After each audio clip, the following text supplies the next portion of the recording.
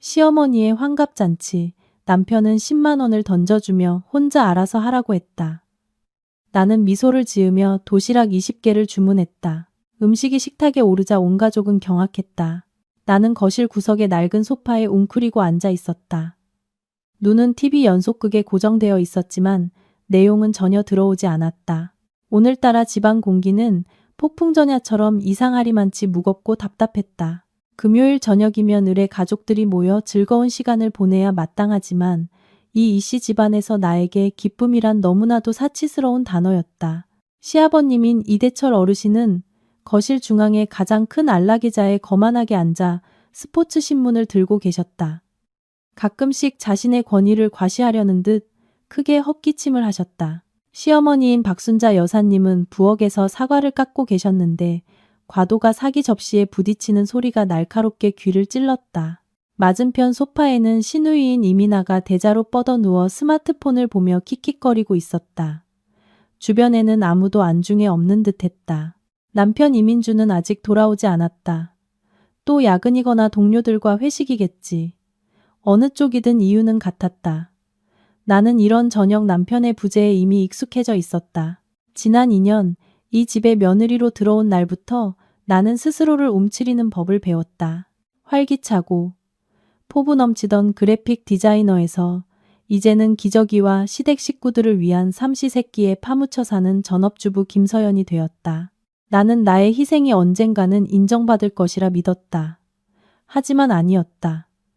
나의 인내는 그들의 무시로 돌아왔을 뿐이다. 그들 눈에 나는 남편 등골 빼먹는 식충이요. 경우가 없는 며느리일 뿐이었다. 박 여사님이 사과 접시를 탁 소리나게 내려놓는 바람에 나는 상념에서 깨어났다. 그분은 칼날처럼 날카로운 눈빛으로 나를 쏘아보며 쨍한 목소리로 말했다. 예, 서연아, TV 끄거라. 할 얘기가 있다. 나는 황급히 리모컨으로 TV를 끄고 두 손을 무릎 위에 공손히 올리고 자세를 바로 했다. 네, 어머님. 듣고 있습니다.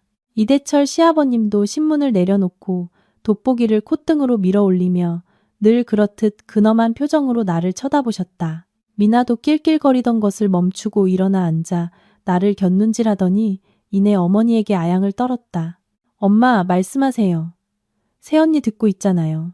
박 여사님은 헛기침으로 목을 가다듬고는 비단 저고리 옷깃을 매만지며 엄숙하게 선포했다. 다음 주 일요일이 내 환갑이다. 60평생 딱 한 번뿐인 날인데 매년 하던 것처럼 대충 넘어가고 싶지 않아. 올해는 제대로 된 잔치를 열고 싶구나. 내 노래 교실 친구들이랑 등산회 회원들 20명쯤 불렀다. 거기에 가까운 친척들까지 더하면 딱 두 상 가득 차겠더구나. 나는 가만히 고개를 끄덕였다. 마음속에서는 막연한 불안감이 피어올랐다. 이 집에서 잔치란 다른 식구들이 예쁘게 차려입고 손님을 맞는 동안 내가 새벽부터 밤늦게까지 장보고 요리하고 설거지하며 허리가 휘어야 한다는 것을 의미했다. 하지만 며느리인 내가 어찌 거절하겠는가. 네, 어머님, 집에서 하실 건가요? 아니면 식당에서 하실 건가요? 내가 조심스럽게 물었다. 박 여사님은 경멸 가득한 표정으로 입술을 삐죽였다. 식당은 무슨 식당? 돈만 비싸고 위생도 믿을 수 없어. 내 친구들은 다들 김 여사네 며느리가 손맛 좋고 음식 잘한다고 칭찬이 자자하던데. 나도 며느리가 있는데 남들한테 질 수야 없지. 집에서 할 거다. 네가 알아서 내 체면 좀 세워다오. 어디 가서 복도 없이 저런 손재주 꽝인 며느리를 얻었다는 소리 듣게 하지 말고. 미나가 끼어들며 날카롭게 쏘아붙였다. 맞아요, 언니. 언니 2년 동안 집에서 남편 돈으로 편하게 살았잖아요. 요리 하나 제대로 못하면 누굴 보겠어요? 엄마가 믿고 맡기셨으니 잘해야죠. 나는 입술을 깨물며 목구멍까지 차오르는 분노를 억지로 삼켰다. 편하게 살았다고? 민준 씨와 결혼하기 전에는 내 월급이 그 사람보다 더 많았다. 누구 때문에 내가 일을 그만뒀는데? 누구 때문에 내 청춘을 이 부엌 구석에 묻어야 했는데? 시어머니가 편찮으시고 시아버지가 까다로우시고 남편은 우유부단해서 아내가 집에 남아 가족을 돌봐주길 원했기 때문이 아니었던가? 네, 알겠습니다. 최선을 다할게요. 나는 작은 목소리로 대답했지만 속은 부글부글 끓었다. 그때 익숙한 오토바이 소리가 마당에서 들려왔다. 민준 씨가 돌아온 것이다. 그는 피곤한 기색과 술 냄새를 풍기며 집으로 들어섰다. 집안의 경직된 분위기를 보고는 어리둥절하며 물었다. 무슨 일인데 다들 모여 있어요? 박 여사님은 아들이 오자마자 목소리를 꿀바른 듯 바꾸셨다. 아들, 왔니? 내 아내한테 다음 주 내 환갑잔치 준비하라고 말하는 중이었다. 두상 20명 정도 먹을 거니까 내 아내한테 장볼 돈 좀 줘라. 민준 씨는 소파에 털썩 주저앉으며 손을 내저었다. 그게 뭐라고, 그건 서연이한테 맡기세요. 집에서 한가하잖아요. 그러고는 스마트폰을 꺼내 몇 번 조작했다. 내 핸드폰에서 카톡 알림음이 울렸다. 열어보니 계좌 이체 알림 메시지였다. 10만 원. 나는 내 눈을 의심했다. 숫자 1과 0 5개를 멍하니 바라보다가 남편을 올려다보았다. 목소리가 떨렸다. 민준 씨 10만 원 보내신 거 무슨 뜻이에요? 민준 씨는 술기운에 인상을 찌푸리며 웅얼거렸다. 그 돈으로 필요한 거 사라고. 알아서 알뜰살뜰하겠어. 나는 할 말을 잃었다. 20명이 먹을 잔치상 2개를 차리는데 10만 원이라니. 1인당 고작 5영원이었다. 물가가 하늘 높은 줄 모르는 요즘 5영원으로는 나물 사기도 빠듯한데 고기, 생선, 해산물은커녕 술이나 후식과일은 어림도 없었다. 이건 명백히 불합리한 요구이자 노골적인 모욕이었다. 여보, 20명인데 10만 원으로는 턱없이 부족해요. 어머님은 제대로 된 잔치를 원하시는데 최소한 50만 원은 있어야 제대로 차릴 수 있어요. 나는 애써 설명했다. 박 여사님은 그 말을 듣자마자 손으로 상을 콱 내리쳤다. 너 지금 뭐라고 했니? 50만 원? 시장을 통째로 사오려고 작정했어? 왜 그렇게 씀씀이가 해퍼? 아껴 먹으면 배부르고 아껴 쓰면 따뜻한 법이야. 10만 원이면 충분해. 이 기회에 내 아들 돈 빼돌릴 생각은 꿈도 꾸지 마라. 미나도 조롱 가득한 눈빛으로 거들었다. 언니 정말 남편 돈 쓰는데 익숙해져서 돈 귀한 줄 모르시나 봐요? 10만 원이면 엄청 많이 살 수 있어요. 채소 많이 사서 나물 무치고 샐러드 만들면 되잖아요. 담백하고 노인들 건강에도 좋고. 꼭 사내진미가 있어야 잔치인가요? 그때까지 잠자코 있던 시아버님이 입을 열었다. 그의 목소리는 낮고 탁했지만 힘이 실려 있었다. 그만들 해라. 민준이가 돈을 줬으면 그걸로 알아서 해. 나중에 손님들 다 왔는데 변변한 음식은 없고 내 울상인 얼굴만 보이게 되면 이 집안이 무정하다고 탓하지 마라. 현명한 며느리답게 행동하고 남편 얼굴에 먹칠하지 않도록 해. 민준 씨는 졸린 듯 눈을 개슴츠레 뜨며 고개를 끄덕였다. 부모님 말씀이 맞아요. 알아서 잘해서 내 체면 깎아 먹지 마. 나 피곤하니까 먼저 들어가 잘게. 말을 마친 그는 비틀거리며 계단으로 올라가 버렸다. 늑대들 소굴에 나를 혼자 남겨두고 나는 남편의 뒷모습을 보며 마음이 차갑게 식어갔다. 그는 나를 보호해주기는커녕 그들과 한패가 되어 나를 궁지로 몰아넣었다. 이건 시험이 아니라 덫이었다. 내가 제대로 해내지 못하면 그들은 친척들 앞에서 나를 욕하고 모욕할 빌미를 잡을 것이다. 잘 해내고 싶다면 내 쌈짓돈을 털어야 할 테고 내가 직장 생활하며 아껴 모은 얼마 안 되는 돈을 말이다. 그리고 그들은 분명 그것을 당연하게 여길 것이다. 나는 깊게 숨을 들이쉬고 눈물을 안으로 삼켰다. 좋다. 당신들이 10만 원으로 현명한 며느리가 되길 원한다고? 그렇게 해주지. 하지만 내 방식대로 할 것이다. 아버님, 어머님, 먼저 들어가 쉬겠습니다. 나는 이상할 정도로 평온한 목소리로 일어섰다. 박 여사님은 입꼬리를 비틀었다. 정신 똑바로 차려. 나는 내 방으로 돌아와 핸드폰을 꽉 쥐었다. 대담한 계획이 머릿속에서 싹트기 시작했다. 더는 참지 않을 것이다. 이번 일은 내 인내심의 한계를 넘는 마지막 물방울이 될 것이다. 내가 가라앉거나 아니면 저들을 모두 가라앉히거나. 그 후 며칠 동안 이씨 집안의 공기는 여전히 납덩이처럼 무거웠다. 나는 여전히 아내와 며느리로서의 본분을 다했다. 하지만 내 마음속에는 큰 변화가 일었다. 더 이상 시어머니와 시누이의 가시 돋친 말에 두려워하거나 불안해하지 않았다. 대신 냉정할 정도의 평온함이 자리 잡았다. 박 여사님은 아침마다 잔소리처럼 메뉴는 정했는지 식재료는 샀는지 물었다. 그녀는 내가 새벽부터 도매시장에 달려가 싼 물건을 구하거나 머리를 쥐어뜯으며 이 고기 한 근, 저 채소 한 단을 계산하느라 전전긍긍할 것이라 생각했을 것이다. 하지만 전혀 아니었다. 나는 평소처럼 제 시간에 일어나 아침 식사를 준비하고 아이를 유치원에 데려다 준 뒤 집안을 청소했다. 잔치를 위한 장바구니를 들고 시장에 가는 일은 결코 없었다.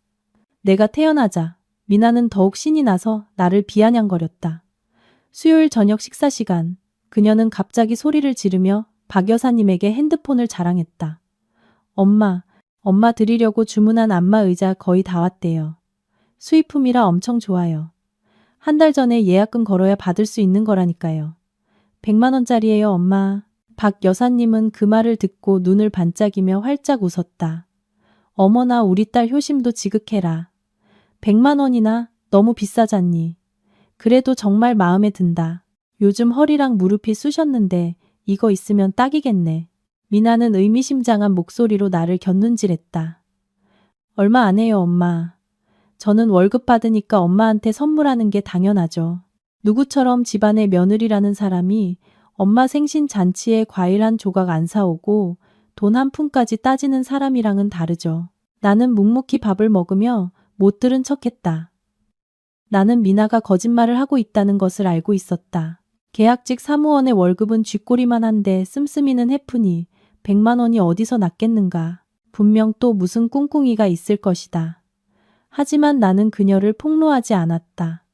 이 연극이 어떻게 끝나는지 지켜보기로 했다. 옆에 앉아있던 민준 씨도 동생의 말을 듣고는 나에게 한마디 했다. 서연 씨, 미나도 저렇게 큰 선물을 하는데 당신도 잔치 준비 좀 제대로 해. 나까지 짠돌이 남편이라는 소리 듣게 하지 말고. 나는 태연한 눈빛으로 남편을 올려다보았다. 걱정 마요. 다 계획이 있으니까. 당신이 준 10만 원 한 푼도 남김없이 쓸게요. 모두가 자기 몫을 받게 될 거예요. 박 여사님은 입술을 삐죽였다. 큰 소리는. 네가 어떻게 하는지 두 눈 뜨고 지켜볼 테다. 우리더러 두부랑 땅콩만 먹게 하지는 않겠지. 나는 살짝 미소 지었다. 걱정 마세요, 어머님. 맛있고 따끈하고 영양가 가득한 음식으로 준비할게요. 식사 후 나는 방으로 들어가 문을 잠갔다. 핸드폰을 열어 김 사장님 집밥의 연락처를 찾았다. 이곳은 평범한 백반집이지만 이 지역에서는 꽤 유명해서 주로 직장인들의 점심을 책임지고 가정식 출장 뷔페도 하는 곳이었다. 사장님인 김 사장님은 푸근한 인상의 중년 남성으로 넉넉한 인심과 정성 가득한 음식 솜씨로 이름나 있었다. 나도 직장에 다닐 때 몇 번 가봤는데 그가 만들어내는 집밥의 맛에 깊은 인상을 받았다. 나는 김 사장님께 문자를 보냈다. 사장님, 이번 주 일요일 점심에 도시락 20개 주문하고 싶습니다.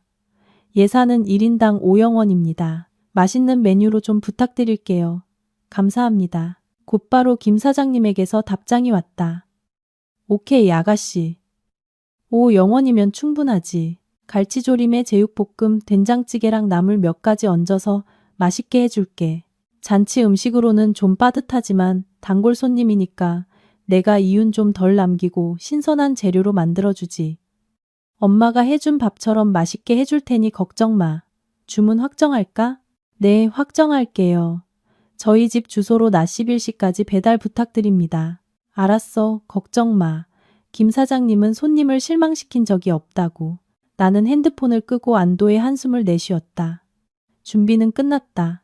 밤늦게까지 깨어있거나 새벽같이 일어날 필요도 없고 시장에서 사람들과 부대낄 필요도 없으며 연기 자욱한 부엌의 얼굴을 받고 있을 필요도 없었다. 10만 원으로 5성급 호텔 뷔페 같은 만찬을 차릴 수는 없지만 가격에 걸맞은 깨끗하고 맛있는 식사를 대접할 수는 있었다. 거실에서는 시어머니와 시누이의 웃음소리가 여전히 들려왔다. 그들은 저 가짜 100만 원짜리 안마 의자에 대해 이야기하며 일요일에 내가 당황할 모습을 상상하며 즐거워하고 있었다. 곧 웃음거리가 될 사람들이 바로 자신들이라는 사실도 모른 채 나는 창밖을 보았다. 밤하늘은 칠흑같이 어두웠지만 그 속에서도 반짝이는 별들이 있었다. 나는 스스로에게 다짐했다. 강해져야 한다. 이것은 내 명예를 건 싸움이다. 더 이상 그들에게 짓밟히고만 있을 수는 없다. 운명의 일요일이 마침내 다가왔다. 이른 아침부터 이씨 집안은 축제 분위기로 떠들썩했다. 박 여사님은 새벽 5시부터 일어나 정성껏 화장을 하고 머리를 풍성하게 부풀렸다. 그녀는 짙은 붉은색의 고운 한복을 입고 목에는 반짝이는 진주 목걸이를, 손목에는 큼직한 비취 팔찌를 차고 있었다. 영락없는 귀부인의 모습이었다. 이대철 시아버님도 회색 양복을 빼입고 머리에 기름을 발라 빗어 넘겼다. 그는 집안을 오가며 테이블 위치를 지시하고 꽃꽂이를 점검했다. 미나는 몸매가 드러나는 하얀 레이스 원피스를 입고 촐랑거리며 엄마는 아름답고 아빠는 멋지다고 칭찬하기 바빴다. 오직 나만이 평범한 실내복 차림에 머리를 단정하게 묶고 있었다. 화장기 없는 민낯에는 이상할 정도의 평온함이 서려 있었다. 나는 조용히 집을 청소하고 차를 내고 거실 중앙에 놓인 2개의 긴 테이블에 수저를 놓았다. 오전 9시쯤 되자 손님들이 하나둘씩 도착하기 시작했다. 박 여사님의 노래 교실, 등산회 친구들과 몇몇 친척들이었다. 모두들 말끔하게 차려입고 손에는 선물과 과일을 들고 와 축하 인사를 건넸다. 어머, 순자씨 오늘 너무 젊어 보인다. 꼭 40살 같네. 한 친구분이 감탄하며 칭찬했다. 박 여사님은 눈을 가늘게 뜨고 웃으며 부채를 살랑거렸다. 호, 다들 칭찬은. 나도 이제 늙었어. 오늘은 그냥 즐겁게 노는 거지. 한 친척 아저씨가 주위를 둘러보며 큰 소리로 물었다. 그런데 오늘 음식은 어떻게 되는 건가? 이 집 며느리가 아주 똑 부러진다던데. 어디 있나 우리 조카 며느리? 나는 부엌에서 나와 모두에게 고개 숙여 인사했다. 안녕하세요 아버님, 어머님들. 제가 서연입니다. 어머님의 며느리예요. 박 여사님은 나를 힐끗 쳐다보더니 손님들에게 둘러댔다. 네, 지금 부엌에서 준비 중입니다. 오늘은 전적으로 쟤한테 맡겼어요. 다들 기대하시라고요. 미나는 옆에 서서 몇몇 아주머니들과 소곤거리며 나를 향해 악의적인 눈빛을 보냈다. 나는 그녀가 내 험담을 하며 사람들에게 나에 대한 나쁜 선입견을 심어주고 있다는 것을 알았지만 상관하지 않았다. 시계가 정오 11시를 가리키자 손님들은 2 테이블에 가득 찼다. 사람들은 배가 고파지기 시작했고 잡담도 줄어들었다. 모두들 똑 부러진 며느리가 어떤 사내 진미를 내올지 기대하는 눈치였다. 왜 이렇게 안 나오지? 배고파 죽겠네. 한 손님이 불평했다. 박 여사님도 초조해지기 시작했는지 나를 향해 소리쳤다. 김서연, 어디 있니? 음식은 왜 이렇게 조용해? 민준 씨도 인상을 찌푸리며 재촉했다. 바로 그때 초인종이 울렸다. 나는 미소를 지으며 나가 문을 열었다. 주황색 유니폼을 입은 배달 기사가 커다란 보온 가방 2개를 들고 문 앞에 서 있었다. 혹시 김서연 씨 댁 맞나요? 김 사장님 집밥에서 도시락 20개 배달 왔습니다. 나는 고개를 끄덕이며 또렷하게 대답했다. 네, 맞아요. 안으로 좀 가져다 주세요. 나는 배달 기사를 거실 중앙으로 안내했다. 온 가족과 손님들이 경악하는 눈앞에 2개의 커다란 가방이 놓였다. 순식간에 방 안은 쥐 죽은 듯 조용해졌다. 모든 시선이 보온 가방과 그 안에 쌓여있을 스티로폼 도시락 용기에 쏠렸다. 박 여사님은 벌떡 일어섰다. 얼굴이 새하얗게 질리고 분노로 목소리가 떨렸다. 이게 대체 뭐냐? 도시락? 나는 침착하게 배달 기사에게 돈을 지불하고 시어머니의 얼굴을 똑바로 쳐다보며 또렷하게 선언했다. 네, 어머님. 이게 어머님의 생신상입니다. 김 사장님 집밥에서 특별히 주문한 도시락 20개입니다. 웅성거리는 소리가 벌집 쑤신 듯 터져 나왔다. 세상에 환갑잔치에 도시락을 먹인다고? 저 며느리 제정신이야? 너무 불효막심하잖아. 이 집도 먹고 살만한데 왜 이렇게 인색해? 손님을 도시락으로 대접할 거면 뭐하러 초대해? 경멸의 눈빛과 비난의 말이 소나기처럼 나에게 쏟아졌다. 시아버님은 얼굴이 시뻘개져 주먹을 꽉 쥐었다. 민준 씨는 입을 떡 벌리고 자기 눈을 믿지 못했다. 미나는 회심의 미소를 지었다. 그녀의 기회가 왔음을 직감한 것이다. 내가 그럴 줄 알았어.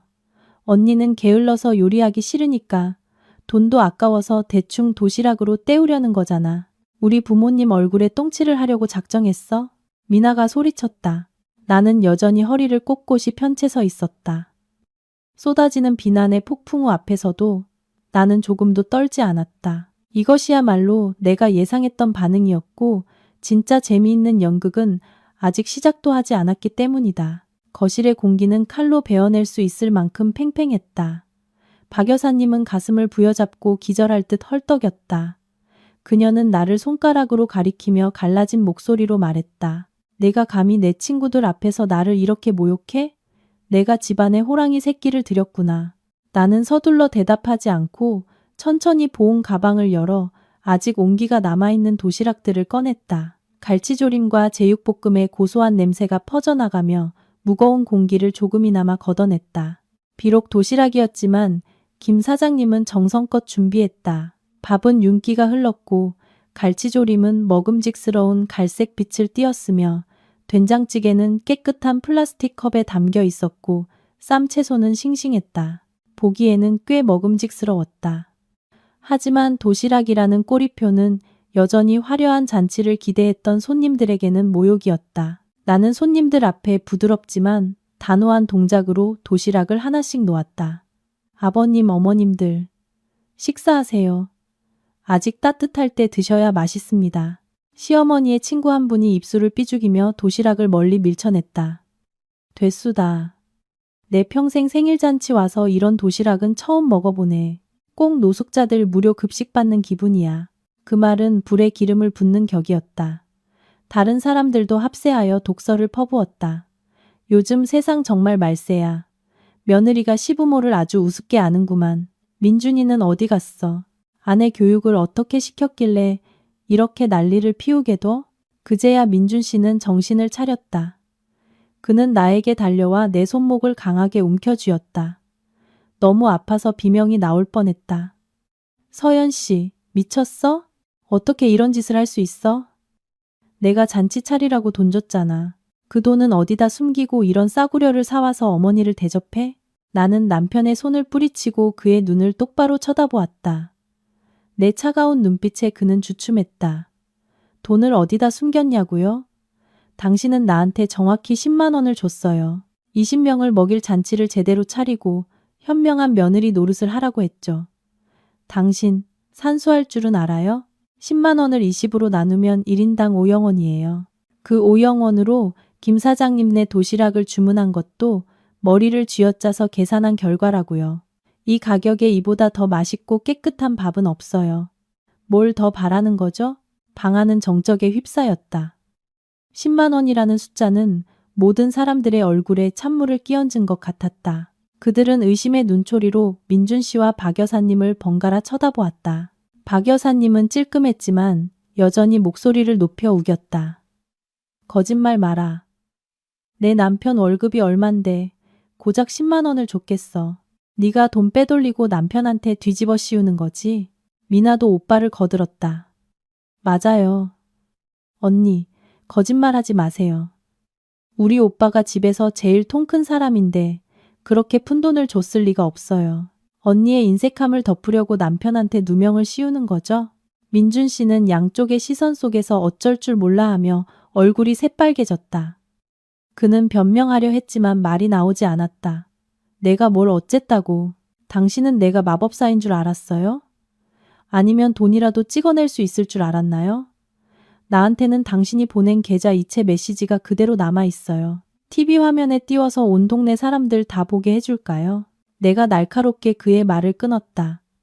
나는 핸드폰을 꺼내 은행 앱의 이체 내역 화면을 띄웠다. 민준 씨는 얼굴이 새하얘지더니 고개를 푹 숙였다. 그의 침묵은 가장 확실한 자백이었다. 사람들은 다시 웅성거리기 시작했지만 이번에는 분위기가 조금 달라졌다. 그들은 시댁의 요구가 얼마나 불합리했는지 깨닫기 시작했다. 하지만 그들의 죄책감과 박 여사님에 대한 체면 때문에 여전히 나를 놓아주지는 않았다. 그만. 시아버님이 남은 체면이라도 지키려는 듯 나섰다.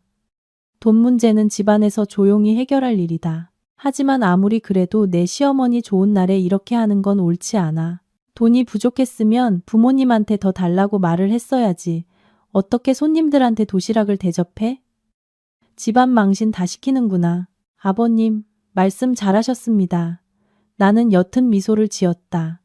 어머님께 여쭤보니 낭비하지 말라고 하셨고 남편에게 물으니 알아서 알뜰살뜰하게 하라고 했습니다. 저는 온 가족의 지시에 따랐을 뿐인데 왜 이제 와서 제 잘못이 되는 거죠? 우리 집 가풍이 절약이라면 저는 이렇게 철저하게 절약했으니 칭찬해 주셔야 마땅한 것 아닌가요? 시아버님은 할 말을 잃고 얼굴이 보랏빛으로 변했지만 반박할 말을 찾지 못했다. 분위기가 교착 상태에 빠지고 사람들이 마지못해 도시락 뚜껑을 열어 한술 뜨려던 찰나 밖에서 오토바이 소리가 들렸다. 쾌활하고 굵은 남자의 목소리가 울려 퍼졌다. 계십니까? 뭐 좀 여쭤볼게요. 모든 사람들이 문 쪽으로 고개를 돌렸다. 배가 나온 중년 남성이 티셔츠에 반바지 차림으로 손에는 생일 케이크 상자를 들고 들어왔다. 김 사장님이었다. 김 사장님의 등장은 잔치의 암울한 분위기에 불어온 한 줄기 신선한 바람 같았다. 그는 환한 미소와 친근하게 휘어지는 눈으로 집 안으로 들어섰다. 안녕하세요. 잔치 분위기네요. 혹시 여기가 서연 아가씨 댁 맞습니까? 나는 재빨리 그를 맞으러 나가며 그의 시기적절한 등장을 속으로 감사했다. 안녕하세요, 사장님. 제가 서연이에요. 무슨 일로 오셨어요? 김 사장님은 생일 케이크를 테이블 위에 올려놓고 호탕하게 웃었다. 하하, 내가 직접 감사 인사하러 왔지. 아침에 아가씨가 도시락을 주문하면서 어르신 생신 잔치용이라고 메모를 남겼더라고. 너무 감동받았지 뭐야. 요즘 젊은이들 중에 이렇게 어른들 생각해서 건강한 음식 챙기는 사람이 드물다고. 그는 테이블 위에 도시락들을 한번 훑어보고는 어리둥절한 손님들을 향해 자랑스럽게 말했다. 여러분께 소개합니다. 제가 바로 김 사장님 집밥 주인장 김 사장입니다. 여기 서연 아가씨는 우리 가게 단골 손님이자 가장 입맛이 까다로운 손님이죠. 우리 가게에서 제일 잘 나가는 메뉴들만 쏙쏙 골랐어요. 뚝배기 갈치조림, 국내산 돼지고기 제육볶음, 시골 된장찌개까지. 제가 장담하는데 한 입 드셔보시면 평생 기억에 남을 겁니다. 호기심 어린 한 친척 아저씨가 물었다. 사장님 가게가 그렇게 유명합니까? 저는 처음 들어보는데요. 김 사장님은 무릎을 탁 쳤다. 아이고 아버님. 인터넷에 김 사장님 집밥 한번 쳐보세요. 바로 나옵니다.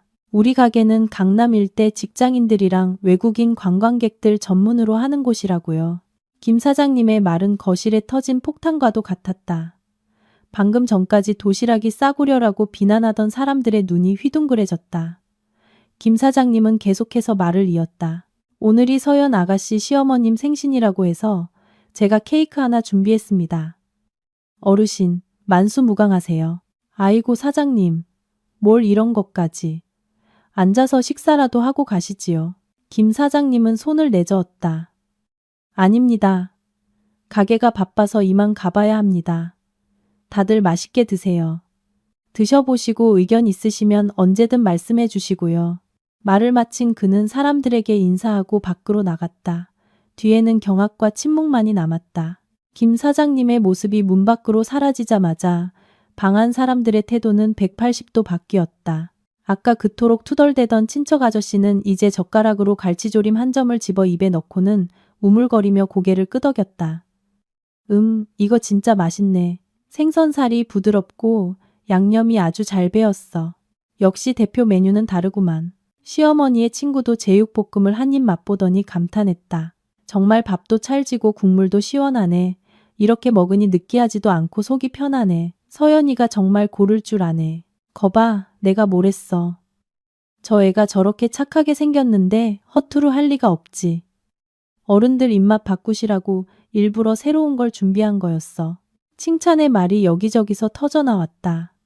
불효막심한 며느리에서 나는 순식간에 건강까지 챙기는 센스 있는 며느리가 되어 있었다. 나는 이 뒤바뀐 연극을 지켜보며 씁쓸함을 느꼈다. 그들은 나를 이해해서가 아니라 외부인이 식사의 가치를 증명해 주었기 때문에, 그리고 눈앞의 이익을 보았기 때문에 나를 칭찬하는 것이었다. 그들의 위선에 구역질이 났다. 미나는 쥐 죽은 듯 조용히 밥그릇에 고개를 숙이고 있었다.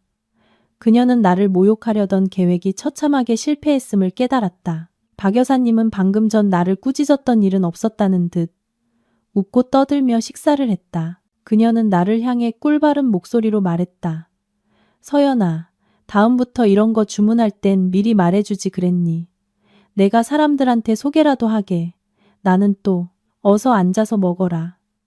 식겠다. 나는 그녀를, 민준 씨를, 그리고 내 계산과 인내의 대가 위에서 즐겁게 식사하고 있는 시댁 식구들 모두를 바라보았다. 나는 자리에 앉지 않았다. 나는 똑바로 서서 수저 부딪히는 소리 사이로 또렷하게 말했다. 여러분, 저는 배고프지 않습니다. 이 잔치는 제 역할을 다했습니다. 이제 저는 방에 올라가 좀 쉬겠습니다. 다들 편하게 드세요. 말을 마친 나는 뒤도 돌아보지 않고 걸었다. 뒤에서 민준 씨가 부르는 소리가 들렸지만 무시했다. 오늘 나는 첫 번째 전투에서 승리했다. 하지만 진짜 전쟁은 이제 막 시작되었고 나는 여기서 멈추지 않을 것임을 알고 있었다. 나는 계단을 올랐다. 발걸음은 무거웠지만 마음은 이상하게도 가벼웠다. 아래층의 웃음소리와 잠 부딪히는 소리가 조롱하듯 들려왔다. 그들은 여전히 즐겁게 먹고 마셨다. 아무 일도 없었다는 듯이. 그들에게 나의 굴욕은 그저 지나가는 바람이었고 칭찬과 맛있는 음식으로 무마된 사소한 연극에 불과했다. 나는 침실로 들어가 문을 쾅 닫고 침대에 몸을 던졌다. 이 방은 지난 2년간 나의 수많은 눈물과 청춘이 묻힌 곳이었다. 하지만 오늘은 울지 않았다. 눈물은 이미 말라버렸고 강철 같은 결심만이 남았다. 2시간쯤 지나자 아래층의 소란도 잦아들었다. 손님들이 하나둘씩 돌아갔다. 나는 박 여사님이 상냥하게 손님을 배웅하는 소리와 미나가 부유한 친척 아주머니들에게 아양 떠는 소리를 들었다. 철문이 쾅하고 닫히자 집은 다시 그 무서운 정적에 휩싸였다.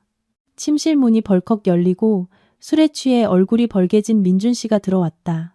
그는 분노와 약간의 두려움이 섞인 눈으로 나를 쳐다보았다. 서연 씨, 당장 일어나. 오늘 당신이 무슨 짓을 했는지 알아? 부모님 심장마비 걸리실 뻔했어. 나는 일어나 앉아 남편의 눈을 똑바로 쳐다보았다. 내 눈빛이 너무나 평온해서 민준 씨는 움찔했다. 내가 무슨 짓을 했는데요? 나는 당신과 어머님의 요구대로 했을 뿐이에요. 당신이 준 10만 원으로 잔치를 무사히 마쳤고 손님들은 모두 맛있다고 칭찬했고 김 사장님까지 와서 선물을 주며 집안 체면을 세워줬어요. 뭐가 더 불만이죠? 민준 씨는 할 말을 잃었다. 그는 비틀거리며 옷장에 손을 짚었다.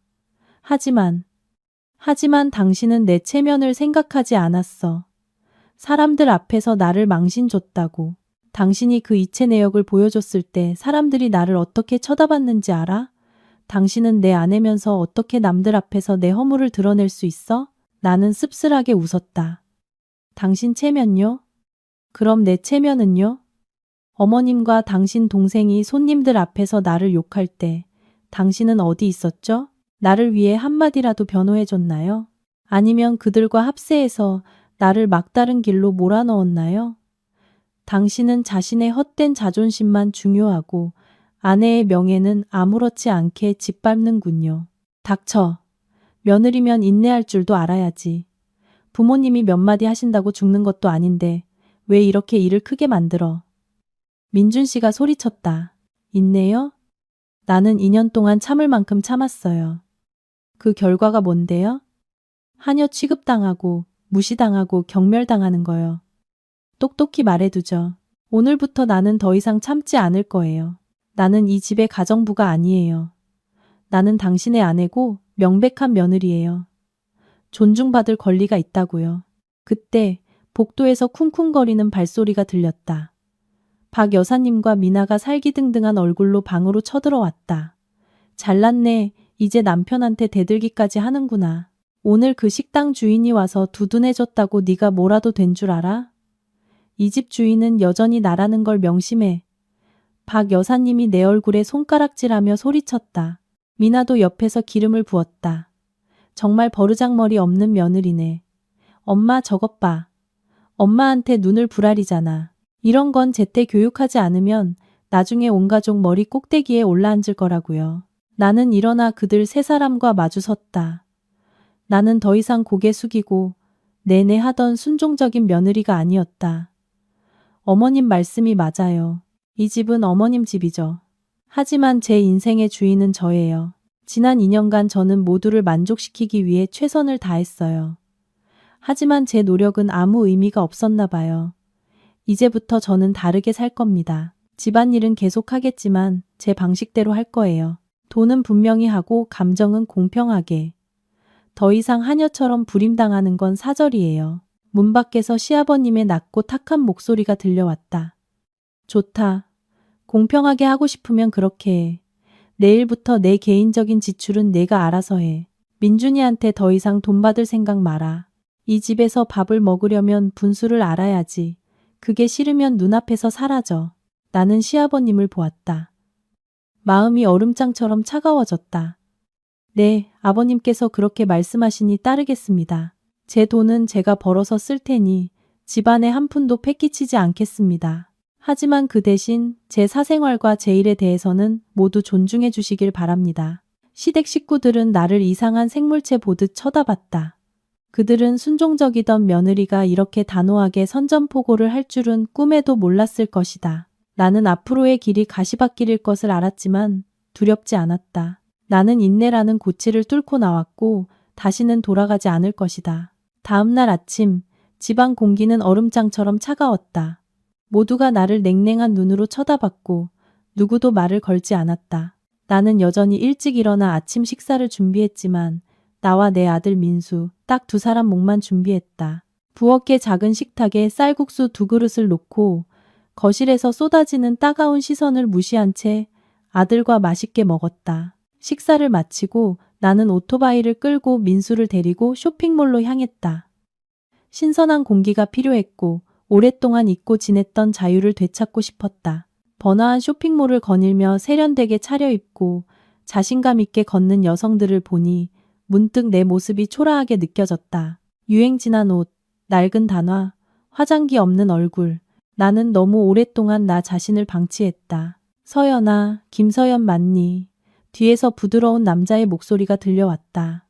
깜짝 놀라 돌아보니 세련된 네이비색 정장을 입은 한 남자가 나를 보며 미소 짓고 있었다. 그의 얼굴에서는 지성과 성공한 사람의 기운이 느껴졌다. 나는 눈을 가늘게 뜨고 기억을 더듬었다. 지훈 오빠? 반장 강지훈 오빠 맞아요? 남자는 환하게 웃으며 내게 다가왔다. 다행이다. 서연이가 아직 날 알아보네. 정말 오랜만이다. 고등학교 동창회 이후로 거의 10년 만이지. 지훈 오빠는 내 고등학교 동창이자 예전에 나를 짝사랑했던 사람이었다. 그때 나는 공부에만 관심이 있어서 그의 마음을 받아주지 않았다. 대학교 졸업 후 유학을 갔다가 귀국해서 미디어 회사를 차렸고 지금은 성공한 사업가가 되었다는 소문을 들었다. 안녕하세요, 오빠. 저도 너무 놀랐어요. 예전이랑 너무 달라져서 못 알아볼 뻔했어요. 정말 멋있어졌네요. 나는 쑥스러워서 헝클어진 머리를 매만졌다. 지훈 오빠는 나를 한번 훑어보았다. 그의 눈에 잠시 놀라움이 스쳤지만 이내 따뜻한 눈빛으로 바뀌었다. 서연아, 요즘 어떻게 지내? 결혼했다고 들었는데 많이 피곤해 보여. 그의 질문은 내 마음속 서러움을 건드렸다. 나는 어색하게 웃었다. 네, 결혼한 지 2년 됐어요. 육아랑 살림에 치여 살다 보니 좀 그렇죠. 지훈 오빠는 고개를 저으며 진지하게 말했다. 피곤한 게 아니라 너 자신을 잃어버린 것 같아. 예전에 서연이는 우리 반의 여신이었고 그림도 정말 잘 그렸잖아. 나는 네가 유명한 디자이너가 될 거라고 생각했어. 어쩌다 이렇게 전업주부가 된 거야? 나는 고개를 숙이고 한숨을 쉬었다. 살다 보니 그렇게 됐어요. 결혼하면 시댁 풍습을 따라야 하니까 예전처럼 자유롭게 날아다닐 수는 없더라고요. 지훈 오빠는 내 눈을 똑바로 쳐다보며 단호하게 말했다. 서연아, 요즘 여성은 자신을 위해 살아야 해. 너는 재능이 있어. 그걸 부엌 구석에서 썩히지 마. 마침 내가 신제품 패키지 디자인 프로젝트를 진행 중인데 너처럼 감각 있는 사람이 필요해. 한번 해볼 생각 없어? 그의 제안은 어둠 속 한 줄기 빛과 같았다. 심장이 빠르게 뛰기 시작했다. 디자인? 내가 펜을 놓고 디자인 프로그램을 만지지 않은 지 얼마나 오래되었던가. 내가 과연 해낼 수 있을까? 하지만 저 이 일 손 놓은 지 2년이나 돼서 감이 다 떨어졌을 거예요. 오빠 일 망칠까봐 걱정돼요. 내가 머뭇거렸다. 걱정 마. 나는 내 사람 보는 눈을 믿어. 내 안에는 아직 열정이 남아있을 거야. 일단 한번 해봐. 이거 내 명함이야. 저녁에 잘 생각해보고 전화줘. 너 자신을 되찾을 기회를 거절하지 마. 지훈 오빠는 내 손에 고급스러운 명함을 쥐어주고 손을 흔들며 떠났다. 나는 오가는 사람들 속에서 멍하니 서 있었다. 손에 쥔 명함. 대표 강지훈이라는 금박 글씨가 눈앞에서 춤추는 것 같았다. 기회? 이것이야말로 내가 이 수렁에서 빠져나올 기회였다. 나는 반드시 이 기회를 잡아야 했다. 그날 밤 모든 집안일을 마치고 민수를 재운 뒤 나는 몰래 창고로 들어갔다. 먼지 쌓인 낡은 컴퓨터와 와콤 타블렛을 찾아냈다. 컴퓨터를 켜자 낡은 기계가 힘겹게 다시 시작하듯 펜 돌아가는 소리가 났다. 화면이 켜지고 예전에 작업했던 디자인 파일들이 나타나자 가슴이 뭉클해졌다. 나는 지훈 오빠에게 수습으로 일해보겠다는 문자를 보냈다. 그는 바로 과제를 보내주었다. 풍차 방앗간이라는 전통 월병 브랜드의 패키지 디자인. 요구사항은 고전적인 느낌과 현대적인 세련미를 동시에 담아 젊은 층을 사로잡는 것이었다. 나는 즉시 작업에 착수했다. 처음에는 손이 굳어 어색했지만 작업을 할수록 익숙한 감각이 되살아났다. 열정은 나를 사로잡아 시간 가는 줄도 피곤한 줄도 모르게 했다. 매일 밤 온 가족이 잠든 후에야 나는 불을 켜고 일했다. 민속 문화, 고대 도자기 문양, 호이안 등불의 색감에 대한 자료를 찾아보았다. 수십 번을 그리고 지우기를 반복했다. 시댁 식구들은 내가 밤늦게까지 깨어있는 것을 보고 불쾌해했다. 밤늦게 뭘 그렇게 부스럭거려서 잠도 못 자게 해? 이번 달 전기요금 많이 나오면 네가 내. 박 여사님은 내 다크서클을 보고 아침부터 잔소리를 했다. 알겠습니다.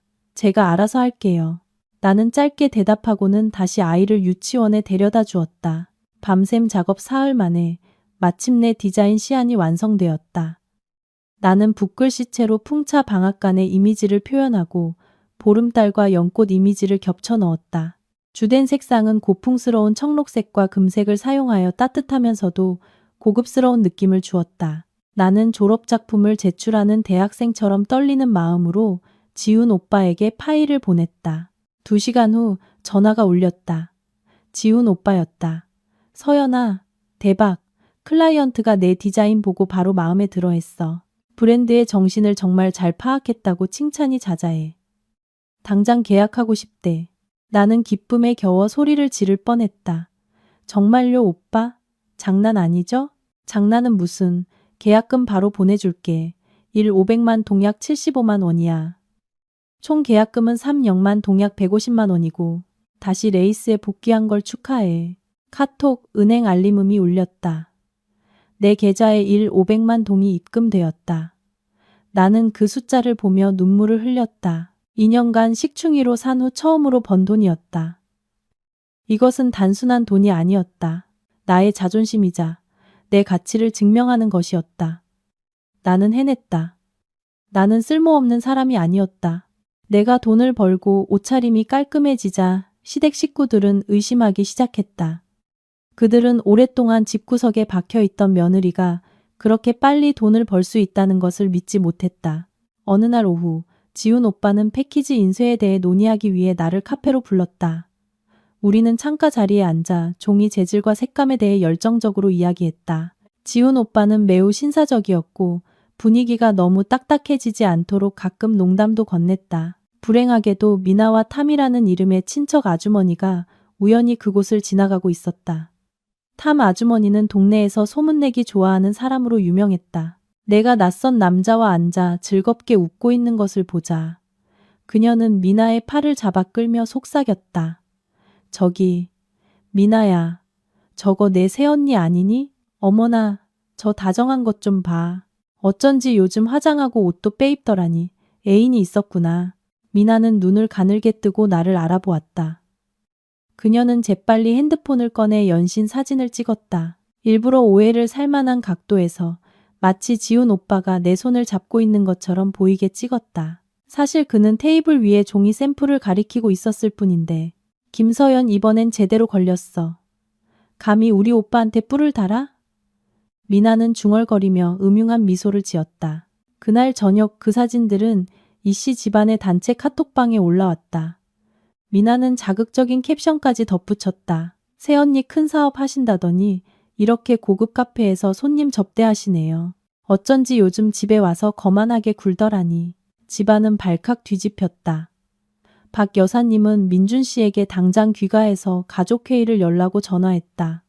내가 집에 도착했을 때 집안은 살얼음판 같았다. 시아버님은 거실 중앙에 앉아 얼굴이 굳어 있었고 시어머니는 통곡하며 쓰러질 듯했다. 민준 씨는 머리를 감싸쥐고 고통스러워했고 미나는 팔짱을 낀 채 의기양양한 표정이었다. 무릎 꿇어. 내가 들어서는 것을 보자. 시아버님이 소리쳤다.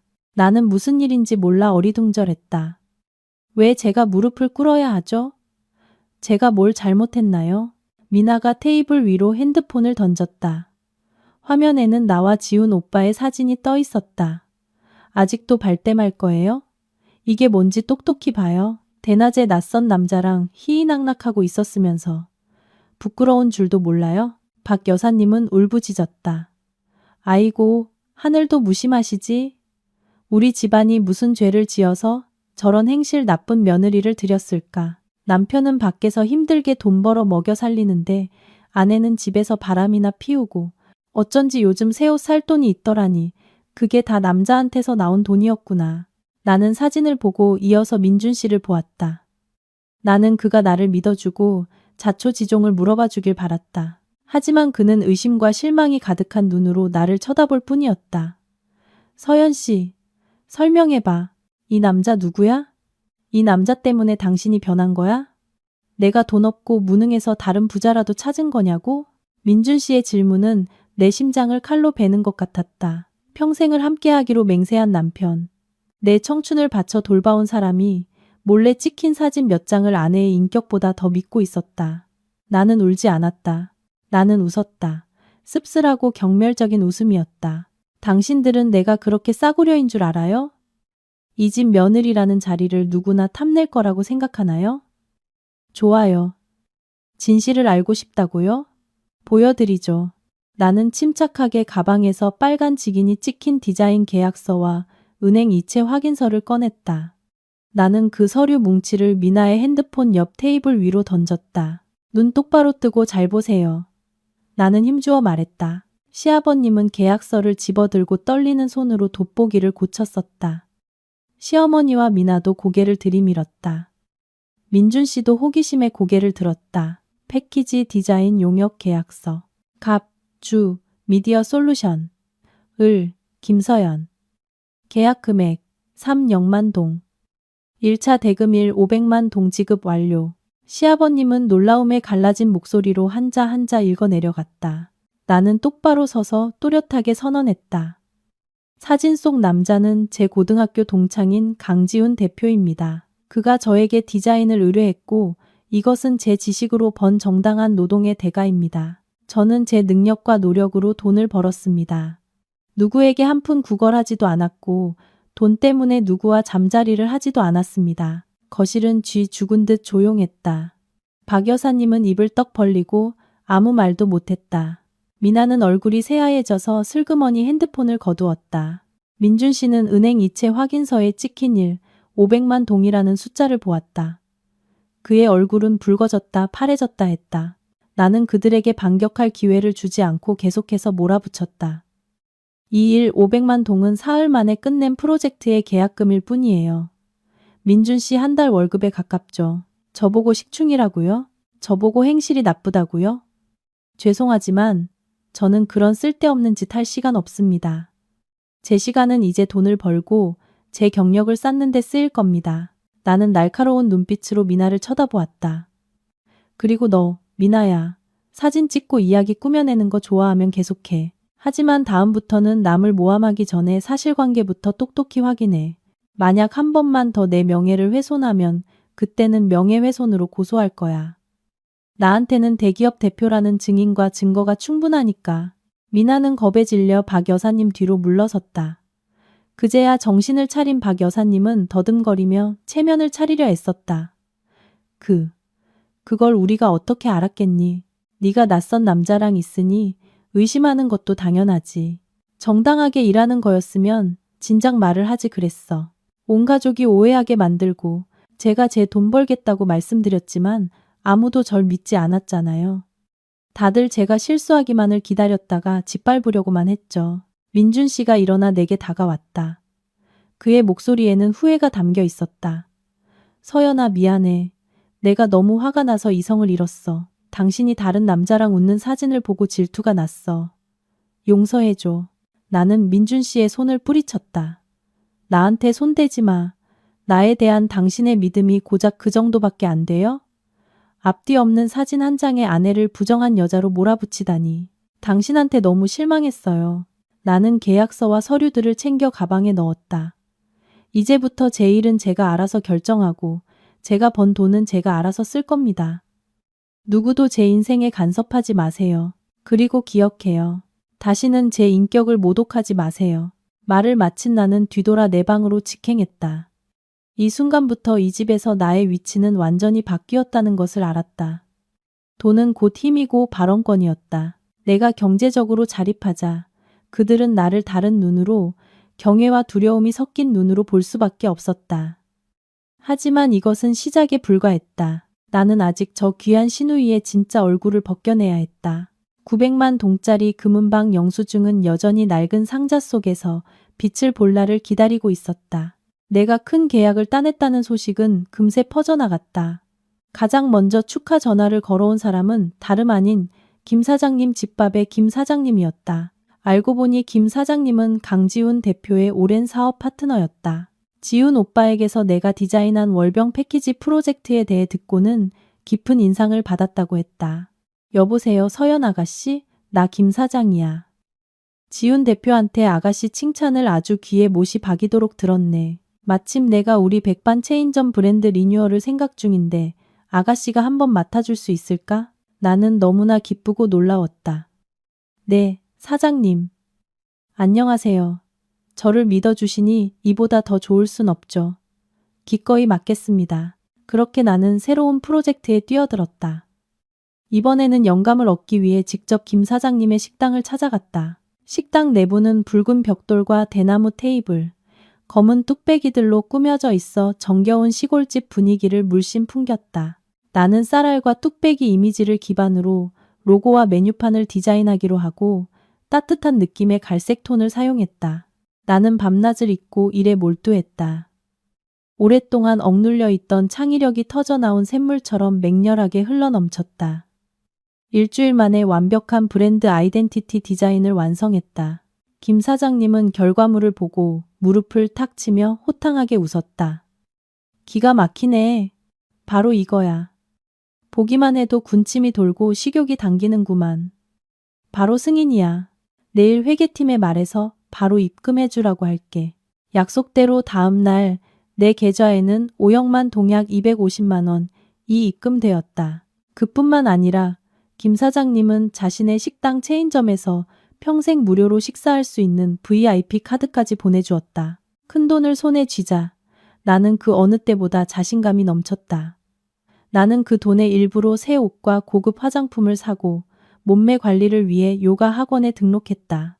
아들이 오랫동안 갖고 싶어 했던 스마트 토이도 사주었다.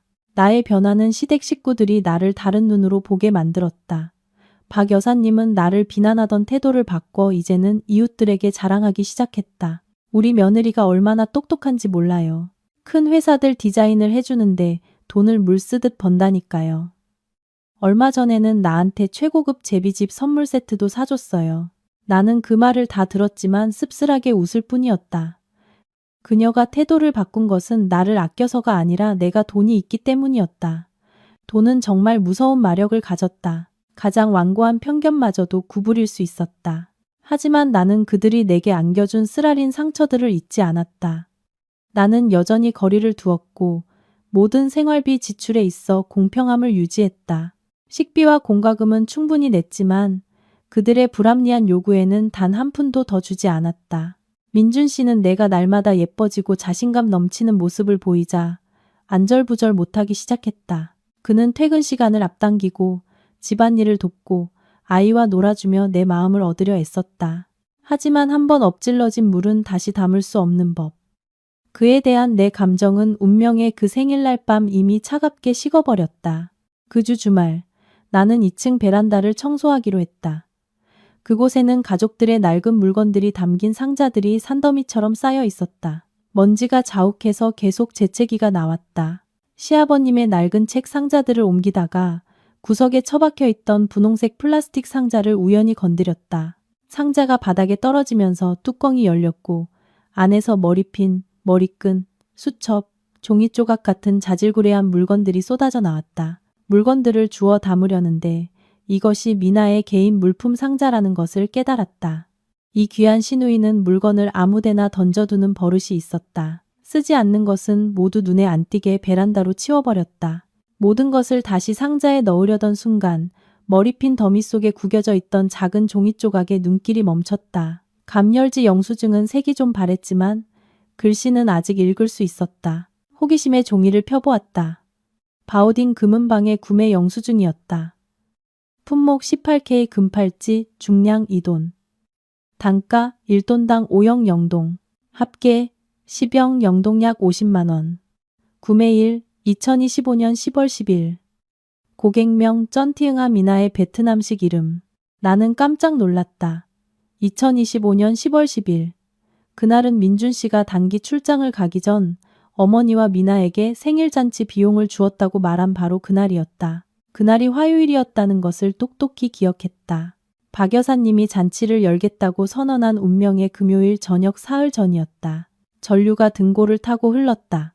나는 모든 사건들을 다시 맞춰보았다. 민준 씨는 통이 큰 사람이다. 비록 우유부단하지만 가족에게 인색한 적은 없었다. 그는 아내에게 잔치 비용을 주었다고 했지만 사실은 그 전에 어머니와 미나에게 돈을 주었던 것이다. 그리고 그 돈은 분명 나에게 이체된 10만 원이 아니었다. 나는 즉시 방으로 달려가 그날 민준 씨가 보낸 메시지를 다시 확인했다. 어머니랑 미나한테 0만 동 보냈어. 그 돈으로 어머니 생신상 준비해. 그때 나는 너무 바빠서 이 메시지를 제대로 보지 못했다. 그리고 민준 씨가 바로 집에 돌아왔기 때문에 신경 쓰지 않았다. 그렇다면 그 돈은 어디로 갔을까? 정답은 바로 내 손안에 있었다. 쩐티응아의 이름으로 발행된 0만 동짜리 금팔찌 구매 영수증. 나는 충격적인 진실을 깨달았다. 미나는 오빠의 돈일 0만 동을 횡령한 것이다.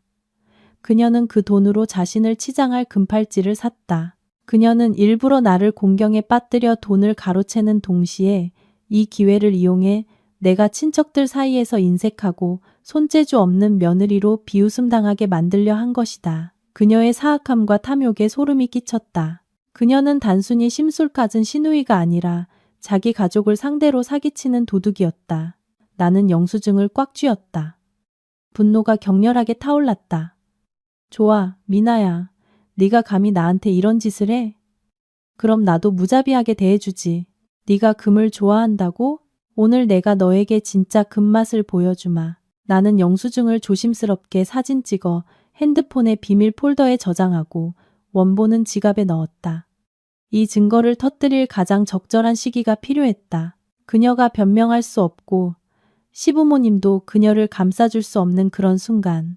그리고 그 기회는 바로 그날 저녁 식사 시간에 찾아왔다. 그날 저녁 식사에는 시아버님, 시어머니, 민준 씨, 나, 그리고 미나까지 온 가족이 모였다. 미나는 새 원피스를 입고 손목에는 영수증 속 바로 그 금팔찌를 차고 있었다. 그녀는 식사 내내 회사 이야기를 떠벌리며 가끔씩 머리를 쓸어 넘기는 척하며 새 장신구를 자랑했다. 엄마 이것 봐요. 이 팔찌 새로 샀어요. 예쁘죠? 진짜 금이라서 차니까 손이 확 사네요. 박 여사님은 고개를 끄덕이며 칭찬했다. 응, 예쁘네. 우리 딸은 안목도 좋아. 얼마 줬니? 미나는 희희 웃으며 나를 도전적으로 쳐다봤다. 싸게 샀어요, 엄마. 몇백만 동밖에 안 해요. 한참 모아서 산 거예요. 나는 조용히 앉아 돼지고기 조림을 꼭꼭 씹었다. 입안에서 짠맛이 퍼져나갔다. 나는 모두가 밥 한 그릇을 다 비우고 분위기가 잠시 가라앉기를 기다렸다가 입을 열었다. 미나야, 팔찌 정말 예쁘다. 한일 영만 동은하겠다. 그렇지. 미나는 움찔하며 의심스러운 눈으로 나를 쳐다봤다. 언니가 가격을 어떻게 알아요? 또 저한테 시비 거는 거예요? 나는 미소를 지으며 젓가락을 가지런히 내려놓았다. 시비 거는 거 아니야. 그냥 어디서 본 것 같아서. 이 팔찌 산 영수증을 어디서 본 것 같거든. 미나의 얼굴색이 변했다. 그녀는 손을 테이블 아래로 숨겼다. 언니, 무슨 헛소리예요? 무슨 영수증이요? 나는 주머니에서 구김없이 편 영수증을 꺼내 식탁 중앙 간장 종지 옆에 가볍게 올려놓았다. 자, 다들 보세요. 2025년 10월 10일자 1령만 동짜리 금 구매 영수증. 구매자 쩐티응아. 시아버님은 영수증을 집어들고 눈을 가늘게 뜨고 읽었다. 민준 씨도 고개를 숙여 들여다 보았다. 박 여사님은 무슨 일인지 몰라 어리둥절했다. 나는 평온하지만 얼음처럼 차가운 목소리로 말을 이었다. 10월 10일은 민준 씨가 미나한테 생일잔치 준비하라고 1령만 동을 이체해준 바로 그날입니다. 민준 씨는 저에게 분명히 1령만 동을 주었다고 확인해줬어요. 하지만 제 손에는 단 한 푼도 들어오지 않았죠. 이상하다고 생각했는데 그 돈이 미나 손목에 금팔찌로 변해 있었네요. 시아버님은 테이블을 강하게 내리쳤다. 국그릇이 흔들리며 국물이 넘쳤다. 그는 미나를 돌아보며 눈을 부릅떴다. 미나야, 당장 설명해. 네가 오빠 돈으로 금팔찌 산 거 맞아? 미나는 핏기 없는 얼굴로 더듬거렸다. 아빠, 저는 뭐가 아니야. 여기 증거가 명백한데 아직도 발뺌할 셈이냐. 시아버님은 천둥처럼 소리쳤다. 내가 널 어떻게 가르쳤는데 이렇게 썩어빠진 짓을 해. 오빠 돈을 가로채고 내 새언니한테 누명을 씌워? 온 집안을 망신시키려고 작정했어? 박 여사님은 황급히 말렸다. 여보, 진정해요. 무슨 오해가 있었겠죠. 우리 미나 착한 애잖아요. 절대 그럴 리 없어요. 그제야 민준 씨도 참지 못했다. 그는 벌떡 일어나 동생에게 손가락질했다. 엄마, 그만 감싸세요. 저도 예전부터 의심스러웠어요. 그날 제가 직접 돈을 주면서 꼭 서연 씨한테 전달해서 잔치 준비하라고 신신당부했어요. 그런데 그걸 가로채? 너한테 정말 실망했다. 미나야, 내게 돈이 아까운 게 아니라 네가 나랑 네 새언니를 속인 걸 용서할 수 없어. 미나는 엉엉 울기 시작했다. 아빠, 잘못했어요. 제가 잠깐 정신이 나갔어요. 이 팔찌가 너무 갖고 싶은데 돈이 부족해서 잠깐 빌렸다가 다음 달 월급 받으면 갚으려고 했어요. 언니를 해칠 생각은 정말 아니었어요. 아빠, 이번 한 번만 용서해 주세요. 빌렸다고 주인 허락 없이 가져가는 걸 도둑질이라고 하는 거야. 내가 빚고 왔다. 언제 갚을 생각이었는데? 내 명예가 너 때문에 갈기갈기 찢긴 후에 만약 오늘 내가 이 영수증을 찾지 못했다면 나는 평생 인색한 며느리라는 누명을 쓰고 살았을 거야. 박 여사님은 딸이 궁지에 몰린 것을 보고 마음이 아팠다. 그녀는 나를 책망했다. 그만해라. 이미 지난 일이잖아. 내 시누이 아니니. 애가 실수한 건데 네가 언니로서 너그럽게 넘어가야지. 왜 이렇게 일을 크게 만들어서 집안 시끄럽게 해? 나는 박 여사님을 보았다. 실망감이 극에 달했다. 이 지경에 이르렀는데도 아직 딸을 감싸고 돌다니. 어머님, 너그러움에도 한계가 있는 법입니다. 만약 제가 이 집 돈일 0만 동을 훔쳤다면 어머님께서 저를 너그럽게 용서해 주셨을까요? 아니면 당장 저를 길거리로 내쫓으셨을까요? 제가 일을 크게 만드는 것은 돈 때문이 아니라 공정함 때문입니다. 모두가 그토록 애지중지하는 사람의 진짜 얼굴을 똑똑히 보게 하고 싶었을 뿐입니다. 시아버님은 박 여사님을 밀쳐냈다. 그는 미나를 가리켰다. 당장 그 팔찌 빼서 내 오빠한테 돌려줘. 오늘부터 너한테 가는 모든 지원은 끊는다. 너도 월급 받으니 네 몸은 네가 건사해. 나한테서 한 푼이라도 더 받을 생각 마. 미나는 울면서 금팔찌를 풀어 테이블 위에 올려놓았다. 박 여사님은 황급히 그것을 집어 민준 씨 손에 쥐어주었다. 자, 내 아내한테 돌려줘. 이걸로 빚은 없는 셈 치자. 다시는 이 얘기 꺼내지 마. 진실은 밝혀졌지만 상처는 여전히 남아 있었다. 그날 저녁 식사는 무거운 침묵 속에서 끝났다. 하지만 내 마음은 이상하게도 가벼웠다. 눈엣 가시가 드디어 뽑혀나간 기분이었다. 폭풍 같은 저녁 식사 후 민준 씨가 나를 따라 침실로 들어왔다. 그는 손에 금팔찌를 든 채 후회 가득한 얼굴이었다. 그는 내 화장대 위에 팔찌를 올려놓고 침대 가장자리에 앉아 고개를 숙였다. 서연아, 미안해. 나는 머리를 빗고 있었다. 손이 잠시 멈췄다가 다시 움직였다. 뭐가 미안한데요? 모든 게.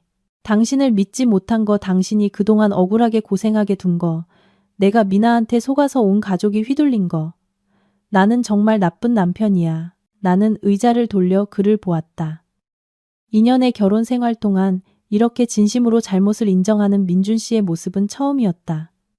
하지만 이 사과는 너무 늦었다. 내 마음은 이미 굳어버렸다. 당신의 사과가 내가 흘린 눈물을 되돌릴 수 있나요? 당신 어머니와 동생이 내 얼굴에 던진 모욕을 지울 수 있나요? 민준 씨, 나는 말뿐인 사과는 필요 없어요. 행동이 필요해요. 민준 씨는 고개를 들었다. 그의 눈빛은 단호했다.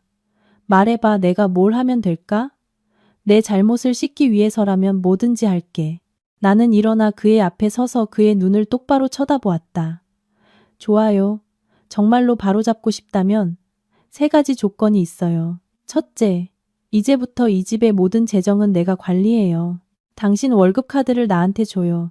내가 합리적으로 지출을 분배할게요. 당신은 교통비나 커피값 정도의 용돈만 가져요. 민준 씨는 고개를 끄덕였다. 알았어. 동의해. 나도 돈 관리는 잘 못하니까 당신이 관리하는 게 제일 좋아. 내일 바로 카드 줄게. 둘째, 나는 계속했다.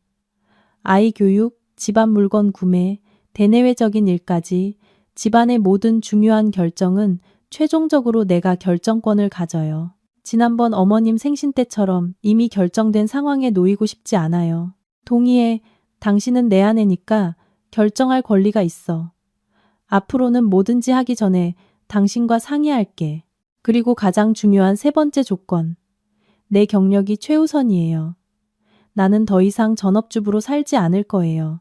내 디자인 일을 발전시킬 거고 당신과 다른 가족들도 집안일을 분담해야 해요. 당신이 아이를 데리러 가고 목욕시키고 내가 요리하는 걸 도와야 해요. 나는 더 이상 누구의 하녀도 아니에요. 민준 씨는 잠시 망설였다.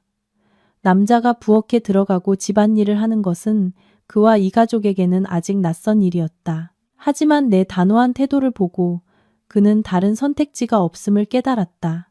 만약 동의하지 않는다면 그는 나를 영원히 잃을지도 모른다. 알았어. 약속할게. 나도 변할게. 당신과 함께 집안일을 책임질게. 걱정 말고 당신 일에 집중해. 나는 안도의 한숨을 내쉬었다. 마침내 새로운 질서를 세울 수 있었다. 좋아요. 약속 꼭 지켜요. 이 팔찌는 팔아서 민수 이름으로 적금 들어줄 거예요. 미나가 나에게 준 정신적 피해 보상금으로 생각하죠. 민준 씨는 아무 말도 하지 못했다. 그는 내가 옳다는 것을 알고 있었다. 그날 이후 집에서 나의 위치는 완전히 달라졌다. 나는 집안의 재정을 쥐고 모든 지출을 결정했다. 민준 씨는 매달 꼬박꼬박 월급 카드를 나에게 주었다. 그는 아침 일찍 일어나 아이를 유치원에 데려다 주고 저녁에는 일찍 퇴근해서 아이를 데려와 부엌에서 채소를 다듬고 설거지를 도왔다. 시아버님과 시어머님은 아들이 집안일하는 것을 못마땅해 했지만 내가 경제권을 쥐고 있고 민준 씨보다 돈도 더 잘 벌었기 때문에 어쩔 수 없이 입을 다물었다. 미나는 그 사건 이후 아버지에게서 경제적 지원이 끊기자 퇴근하면 방에 틀어박혀 조용히 지냈다. 감히 내게 한마디도 하지 못했다. 나는 바로 이 집 안에서 내 인생의 주도권을 되찾았다. 내가 성공해서 유명한 디자이너가 되었다는 소문이 친척들 사이에 퍼지자 예전에 나를 무시했던 사람들이 도움을 청하기 시작했다. 그들은 내가 여전히 착하고 만만한 며느리라고 생각했다. 좋은 말 몇 마디 하면 무조건 도와줄 것이라고 믿었다. 어느 일요일 아침 시어머니의 여동생인 이모님이 아들 민을 데리고 집에 놀러 왔다. 이모님은 친척들 사이에서 인색하고 계산적이기로 유명했다. 예전에 내가 처음 시집 왔을 때 나를 시골뜨기라며 민준 씨에게 어울리지 않는다고 험담했었다. 이모님은 귤 한 바구니를 들고 와 테이블에 올려놓으며 활짝 웃었다. 안녕하세요 형님. 서연이도 안녕. 요즘 우리 서연이 사업이 아주 잘 된다면서? 소문이 자자해. 이모가 다 기쁘다. 나는 이모님이 단순히 귤을 주러 온 것이 아니라는 것을 알았다. 나는 의례적인 미소를 지었다. 감사합니다 이모님. 이모님이랑 민희는 무슨 일로 오셨어요? 이모님은 민의 팔을 잡아 앞으로 밀었다. 민은 20대 초반의 청년으로 평범한 성적으로 대학을 졸업하고 집에서 게임만 하는 빼빼 마르고 눈밑이 톤한 청년이었다. 사실은 말이야. 우리 민희가 졸업하고 아직 취직을 못해서 서연이가 큰 프로젝트를 한다니까 사람이 많이 필요할 것 같아서 혹시 편하고 월급 많은 자리 있으면 우리 민희 좀 꽂아주면 안 될까? 다 가족인데 서로 돕고 살아야지. 민도 머리를 긁적이며 희죽거렸다. 누나, 저 좀 도와주세요. 면접 보는 거 너무 싫어요. 어려운 것만 물어보고 저 그냥 조수나 관리자 같은 거 시켜주시면 안 돼요? 나는 웃음이 터져 나올 뻔했다. 쉬운 일, 높은 월급, 면접도 없이 심지어 관리자 자리까지 정말 그 어머니의 그 아들이었다.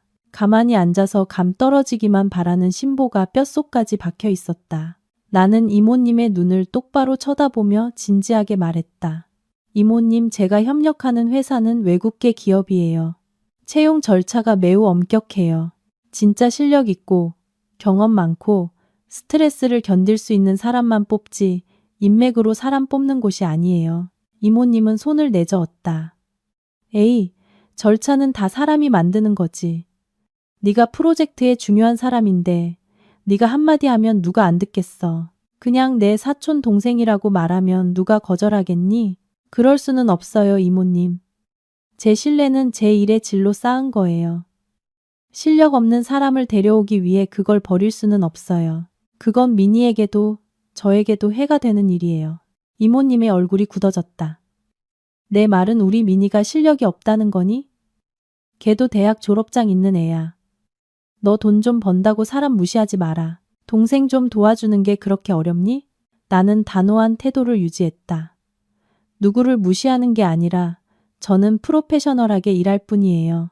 민희가 일하고 싶다면 스스로 이력서를 쓰고 다른 사람들처럼 면접에 참여해야 해요. 합격한다면 저도 기쁠 거예요.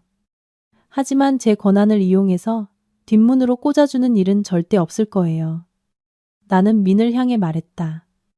민아, 너는 아직 젊어. 내 힘으로 일어서야 해.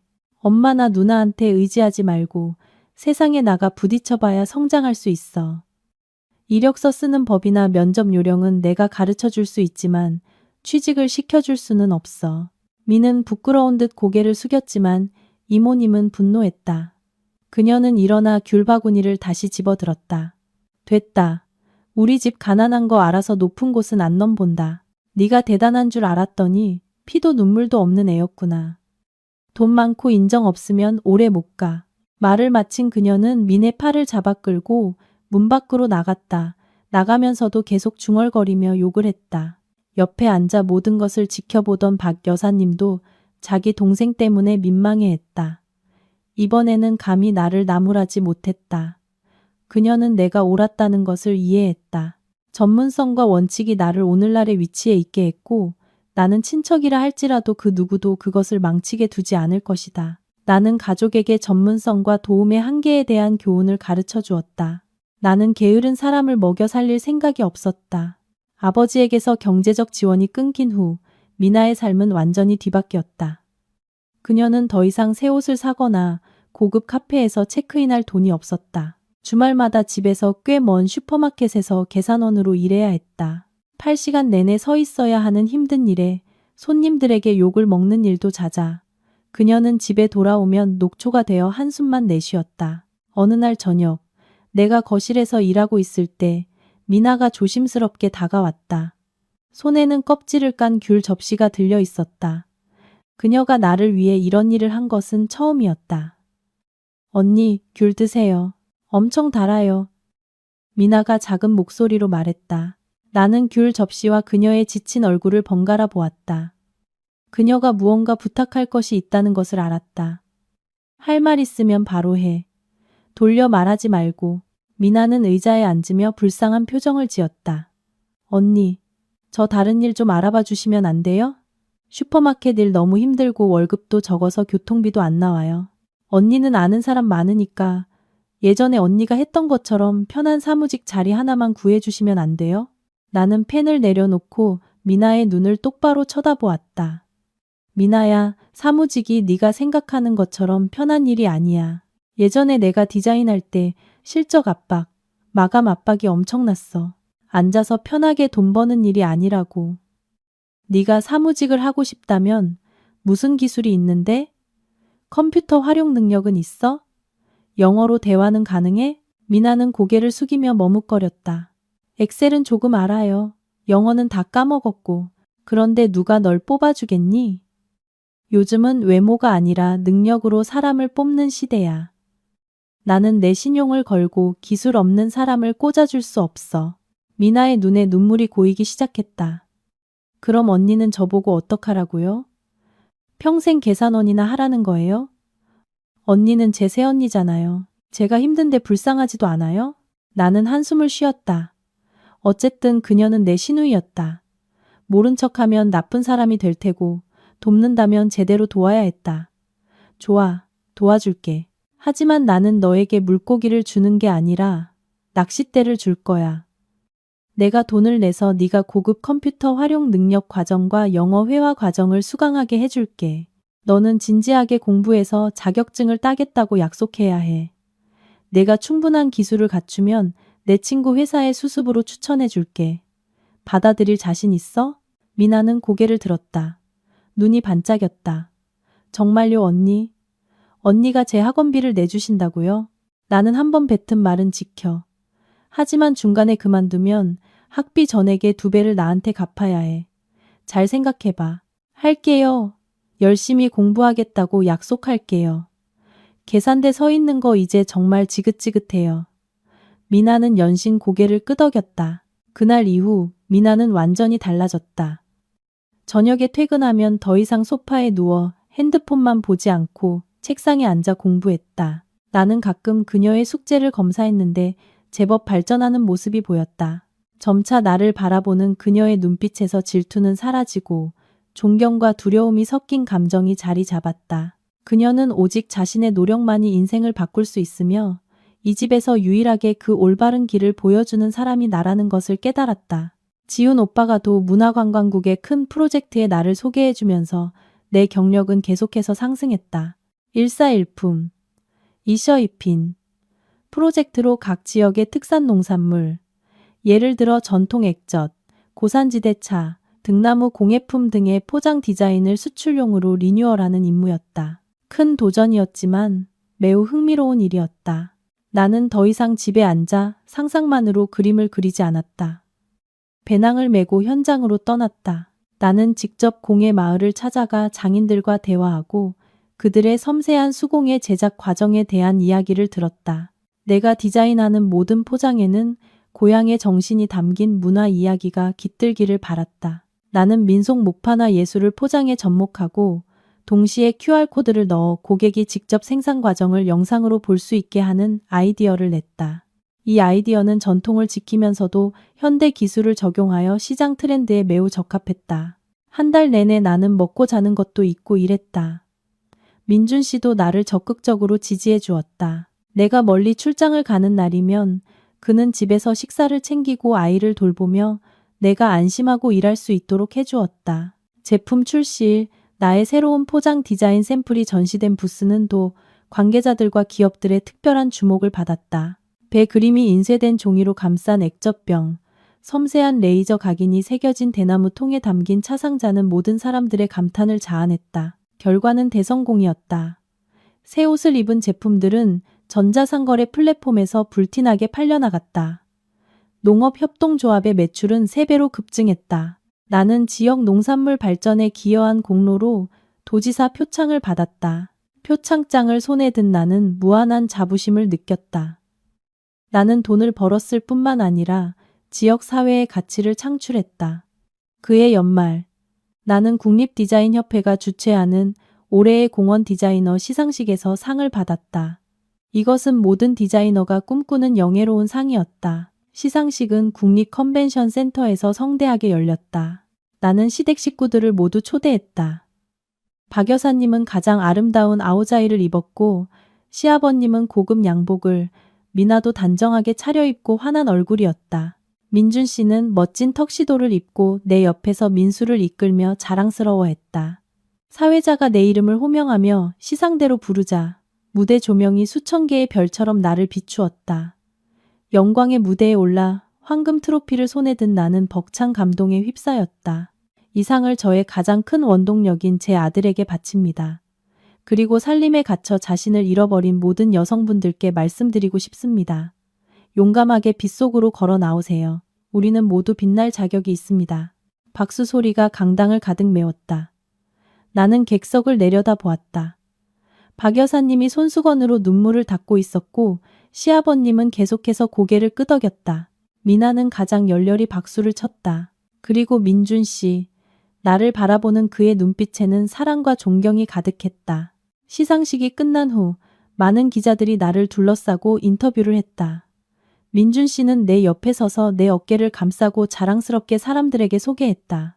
이 사람이 제 아내 김서연 대표입니다. 그녀는 우리 가족 모두의 자랑입니다.